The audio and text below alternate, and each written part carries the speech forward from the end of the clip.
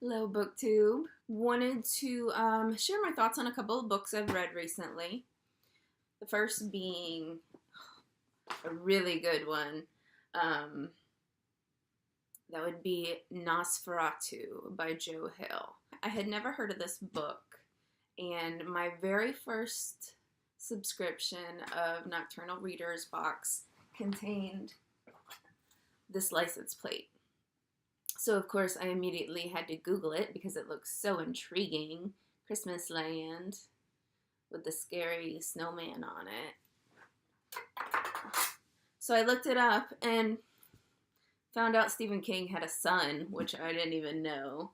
But like I said, I had kind of been missing for the last decade. I kind of checked out. There's a lot of stuff going on in life. So back to reading as much as I possibly can. And I absolutely love this book. This came out April of 2013. Vic McQueen is the main character. She has a special bike and a special bridge. Meanwhile, Charlie Manx has a special talent in that he has created an inscape, a place in his mind, and he kidnaps children and takes them to Christmas Land, which he says is wonderful and happy, and kids are so happy there. And he says he only kidnaps children that are unhappy and have terrible parents. At one point in the book, the two main characters do meet when she unknowingly goes to his house. From there, her life gets rocky, and I believe from that point also his as well. Without saying too much else. Fast forward a little and the story continues. No, I don't want to tell you anymore. It's too good. It's too interesting. He never slows down in this book. You never know what's coming. It's such unique ideas. I absolutely did not know what to expect from any of it. First time I'd ever read any of his books, but I was definitely pleasantly surprised. It's set in the United States between Colorado and the Northeast, also at the same time in another dimension, which is Christmas Land. The characters are very cleverly written.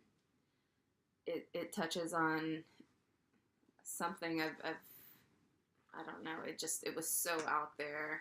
He definitely has an interesting perspective. Interesting ideas and thoughts. I really love that part of the book. It seems like his ability to tell such a great story shows just a natural passion that he has for it. I did read his little bit in the back. Pretty cute. A note on type. So you do have to read that if you ever pick up this book. Make sure to read the very end because it gives a nice little insight into who he is as a person. My like of this book, my most favorite part is the incredible tale he told was so unbelievable, yet he creates it in such a way that it is incredibly believable. It almost seems like this could be a real thing. It's creepy and so out there, yet I believe it's something, it's almost believable. There's a weird darkness in me, a little dark spot that would want it to be. I'm like so intrigued by the idea of it all. So, which brings me to my dislike. I would have loved a little more Christmas Land in there. I'm not going to elaborate any more than that. I want more of it, though. That's my dislike. I want more Christmas Land. You hear me? Oh, but I think there is, the Wraith.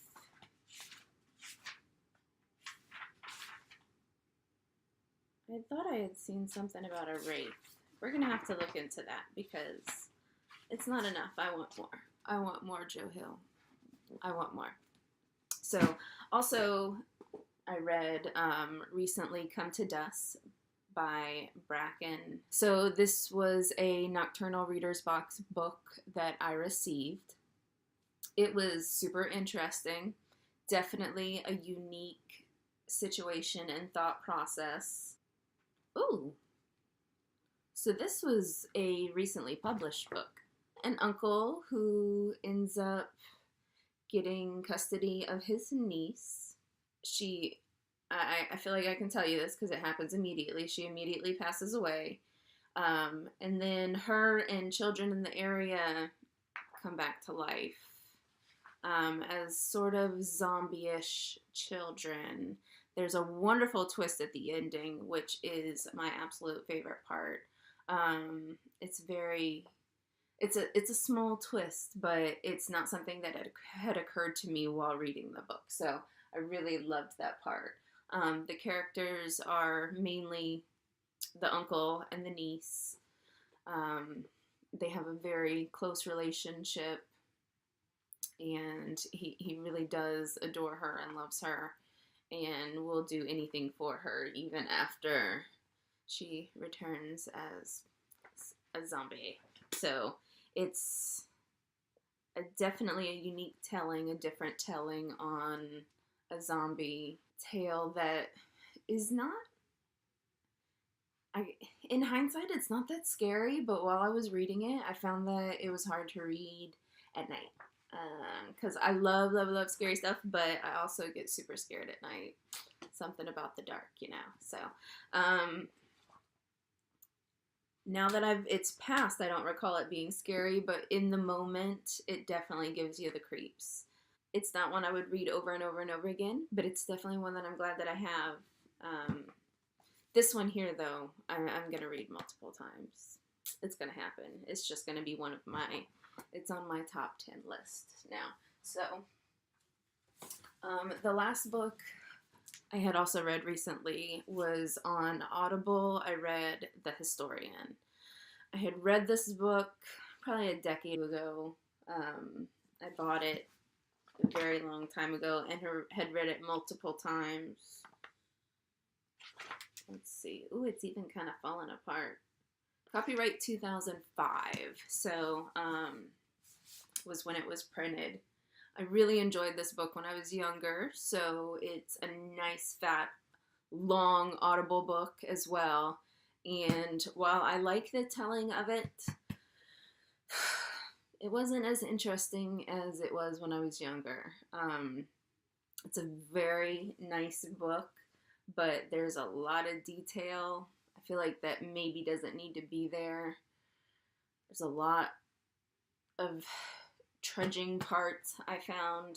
I did listen to it as an Audible book as opposed to reading it, which I really find I like to read better.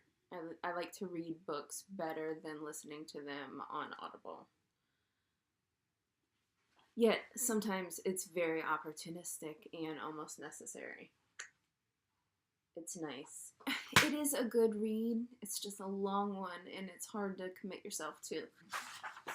640 pages.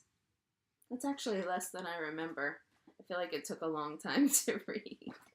But it's such a good book. So it's mostly about the daughter of a teacher and historian, and she follows in her parents' footsteps. It's told through a lot of sequences of letters from the father and also from predecessors of this almost legacy in a sense. I don't want to say too much because I don't want to give it away, but it is about Dracula, the original Dracula, Draculia, the original forms, and where the stories originated from. There's a lot of information in here that I didn't know, and I remember being very interested in those countries in that area when I was younger, so I can definitely see why I was so much of a fan of it. While it wasn't my favorite on Audible, I do genuinely love this book. The book itself is definitely a great read, and I'm glad it's one that I have under my belt. So it would be sad to ever regret reading a book. Oh, this book is in horrible condition. I guess I've had it for too long. It's made too many moves. We got pieces falling out. Poor thing. Guess I'm gonna have to stick with the Audible book because this sucker's falling apart. So, those are my recent reads. NOS4A2, Come to Dust, and The Historian. All very great books. 1 out of 3 I had previously read, like I had said, but definitely all good reads. So make sure to put those on your list. Or, tell me if it is something that you like, or if you disagree with what I have to say and why, because so much of this is just feeling. It's hard to put into words exactly why you like or dislike a book. I know that there are specific, almost anatomical terms for such things, but I'm not aware of them. I'm just going by my gut, by my love, by my dislikes, and what I find enjoyable, so that maybe somebody else can find a book that they find enjoyable and not be discouraged from reading. So that's my 2 cents. NOS4A2, horror, of course. Come to Dust, also horror. So, and then historical fantasy for Elizabeth Kostova's The Historian. Historical, but definitely fantasy, because there's so much Dracula in there, and a lot of it would have to be fiction to be told properly. So, yep, 2 horrors, 1 historical fiction. And I don't know that I'm going to do a TBR. I feel like it puts too much pressure on me, and that makes me not want to do things. I don't like pressure. I want to paint. I want to do other things as well. So I don't want to just read. So I do, I'm working on my Dogi painting and my Jamaica painting. So maybe TBRs just aren't for me yet. So we'll have to see, because I want to spread my love. I'm also trying to take my hand at writing. So I have a blog that I'm doing.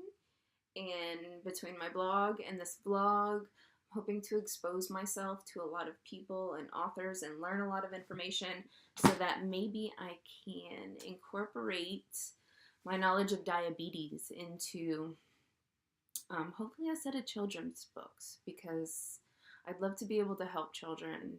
Type 1 diabetes is a very complex thing to deal with. So if I can help anybody out there with the knowledge that I have, even just helping anybody feel like they belong, I feel like I can really do some good. So I'm here to learn and grow, and I'm super excited. So hit me up, subscribe, comment, I don't know, do something, reach out to me, because I want to be a part of all of this, and I really do, I do want to start writing as well as working on my art. So super excited to be here.